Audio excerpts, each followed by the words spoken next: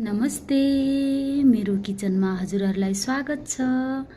आज म जुहानुको झोल बनाउन लागिरहेको छु।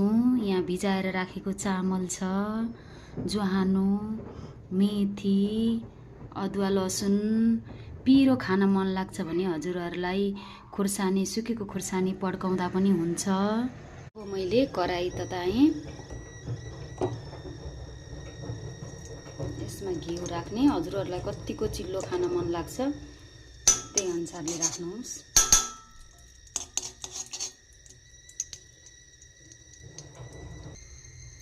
घिउ तातिसक्यो, अब मेथी राख्दैछु। मेथीलाई हल्का ब्राउन हुने गरीसम्म पकाउनुहोस्। यतिको ब्राउन भएपछि अब यसमा जुवानो राखिदिएँ।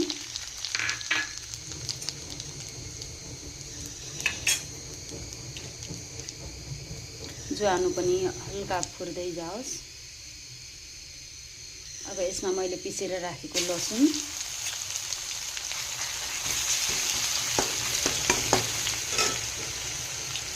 अदुवा पनि यही राखिदिएँ। हल्का रातो हुँदै गयो यो अदुवा लसुन पनि। अब यसमै म बेसार राखिदिन्छु। अब यसमा बेसार राखिदिएँ। यसमा थोरै जिरा धनियाको धुलो पनि राखिदिएँ टेस्टको लागि। यसमा अलिकति ल्वाङ सुकुमेलको धुलो, फ्लेभर राम्रो आउँछ। अब यसलाई मजाले चलाइदिउँ। अब यसमा अघि भिजाएर राखेको चामलको मैले पिठो बनाएँ पिसेर, अब यही राख्दैछु।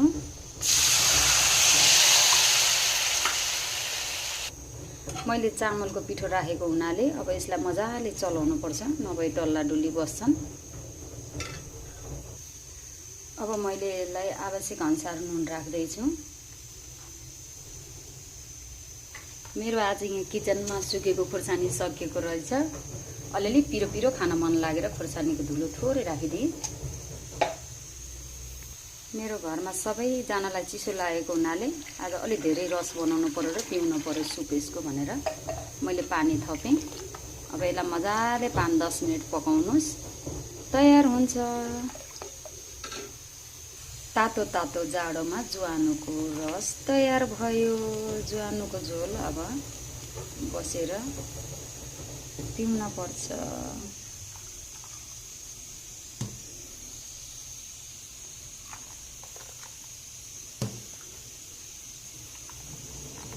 ल, मेरो त रेडी भयो।